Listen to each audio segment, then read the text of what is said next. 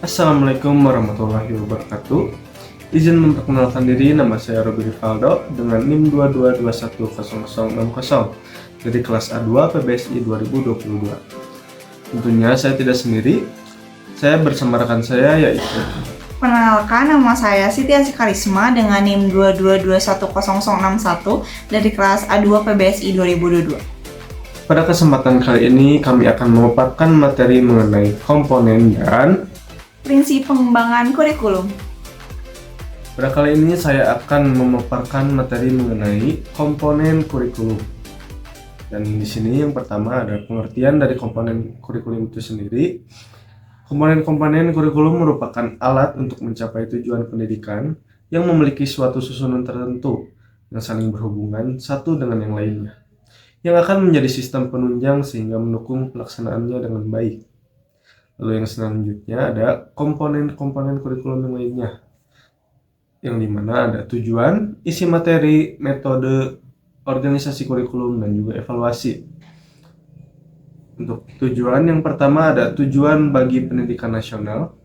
Mengacu pada Undang-Undang Nomor 20 Tahun 2003, tujuan pendidikan nasional adalah mengembangkan potensi peserta didik agar menjadi manusia yang beriman, bertakwa, berakhlak mulia, sehat, cerdas, cakap, dan mandiri.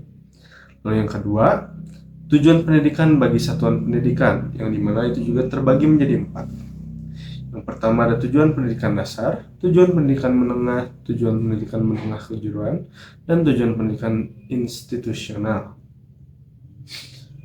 Isi atau materi kurikulum adalah semua kegiatan dan pengalaman yang dikembangkan dan disusun untuk mencapai tujuan pendidikan.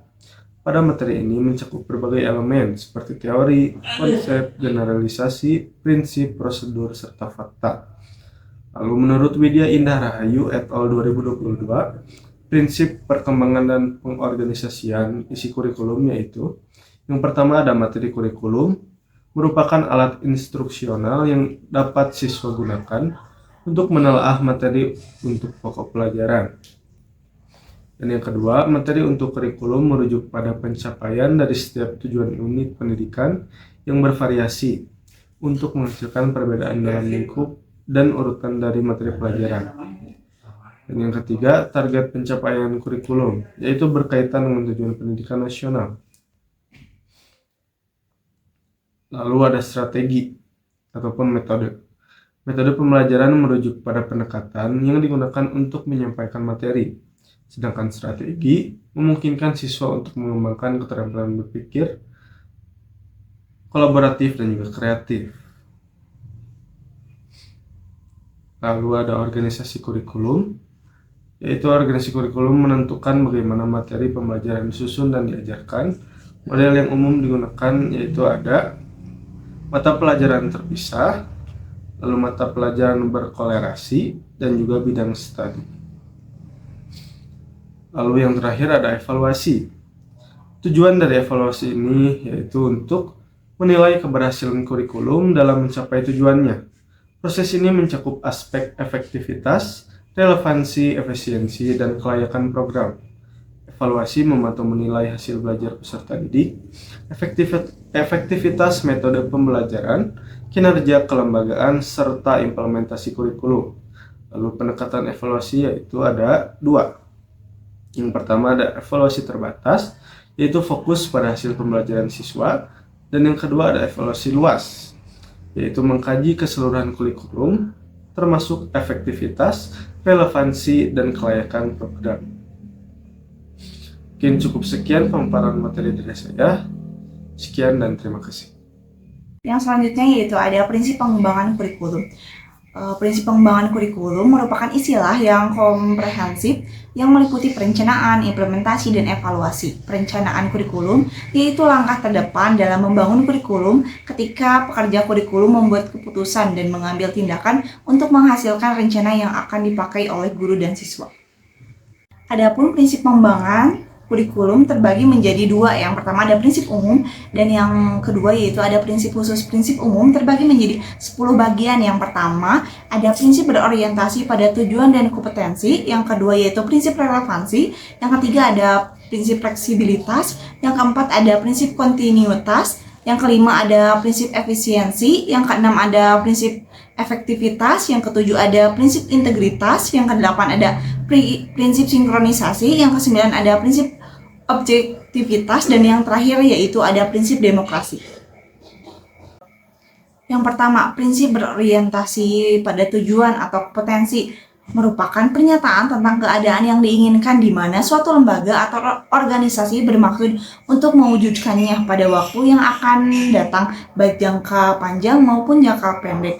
Dan yang kedua yaitu prinsip relevansi. Prinsip relevansi, jika mengacu pada prinsip relevansi, setidaknya kurikulum harus memperhatikan aspek internal dan eksternal. Yang ketiga yaitu ada prinsip fleksibilitas. Dalam prinsip fleksibilitas ini dimaksud bahwa kurikulum harus memiliki fleksibilitas. Yang keempat yaitu ada prinsip kontinuitas. Makna kontinuitas di sini adalah berhubungan dengan adanya nilai keterkaitan antara kurikulum dari berbagai tingkat pendidikan. Yang kelima yaitu ada prinsip efisiensi. Efisiensi adalah salah satu prinsip yang perlu diperhatikan dalam mengembangkan kurikulum sehingga apa yang telah direncanakan sesuai dengan tujuan yang ingin dicapai. Dan yang keenam yaitu ada prinsip efektivitas. Dengan efektivitas di sini adalah sejauh mana rencana program pembelajaran dicapai atau diimplementasikan. Yang ketujuh yaitu ada prinsip sinkronisasi. Kurikulum harus dikembangkan dengan mengusahakan agar semua kegiatan intrakurikuler, ekstrakurikuler, dan kokurikuler serta pengalaman belajar lainnya dapat serasi, selaras, seimbang, searah, dan setujuan. Yang kesembilan yaitu ada prinsip objektivitas. Kurikulum harus dikembangkan dengan mengusahakan agar semua kegiatan intrakurikuler, ekstrakurikuler, dan kokurikuler serta pengalaman belajar lainnya dapat serasi, selaras, seimbang, searah, dan setujuan. Dan yang terakhir yaitu prinsip demokrasi. Pengembangan kurikulum harus dilandasi oleh nilai-nilai demokrasi, yaitu penghargaan terhadap kemampuan, menunjang keadilan, menerapkan persamaan kesempatan, dan memperhatikan keberagaman peserta didik. Dan yang terakhir yaitu ada prinsip khusus. Prinsip khusus terbagi menjadi 5 bagian. Yang pertama ada prinsip menentukan tujuan pendidikan, prinsip penilaian isi pendidikan atau kurikulum. Yang ketiga prinsip pemilihan proses belajar mengajar. Yang keempat prinsip pemilihan media dan alat pengajaran. Dan yang terakhir ada prinsip berkenaan dengan penilaian. Yang pertama yaitu ada prinsip penentuan tujuan pendidikan. Tujuan pendidikan mencakup tujuan yang bersifat umum dan khusus. Dalam perumusan tujuan pendidikan didasarkan pada sumber-sumber seperti ketentuan dan kebijakan pemerintah, survei mengenai persepsi masyarakat tentang kebutuhan mereka, survei tentang pandangan para ahli dalam bidang-bidang tertentu, survei tentang kualitas sumber daya manusia, serta pengalaman negara lain dalam menghadapi masalah yang sama. Yang kedua yaitu prinsip pemilihan isi pendidikan atau kurikulum. Dalam penentuan isi kurikulum, beberapa pertimbangan yang dapat dijadikan acuan ialah diperlukan penjabaran tujuan pendidikan ke dalam perbuatan, hasil belajar yang khusus dan sederhana, isi bahan pelajaran harus meliputi segi pengetahuan, sikap, dan keterampilan, serta unit-unit kurikulum harus disusun dalam urutan yang logis dan sistematis.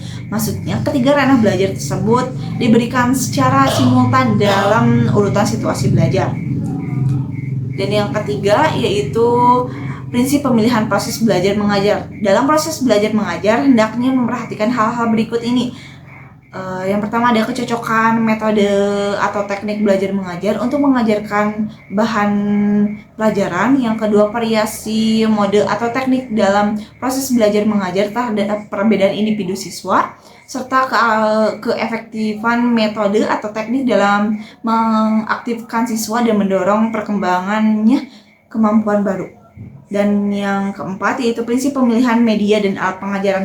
Dalam proses pemilihan media dan alat pengajaran hendaknya memperhatikan hal-hal berikut ini, yaitu kegiatan merencanakan dan inventaris terhadap alat atau media apa saja yang tersedia, serta pengorganisasian alat dalam bahan pembelajaran baik dalam bentuk modul atau buku paket. Dan yang terakhir yaitu prinsip berkenaan dengan penilaian. Penilaian merupakan proses akhir dalam kegiatan belajar mengajar. Dalam proses penilaian belajar setidaknya mencakup 3 hal dasar yang harus diperhatikan, yakni yang pertama ada merencanakan alat penilaian, yang kedua menyusun alat penilaian, dan yang terakhir yaitu mengelola hasil penilaian. Mungkin cukup sekian pemaparan materi dari kami. Semoga dapat bermanfaat bagi ibu bapak sekalian yang sudah menonton dan juga menyimak pemaparan materi dari kami.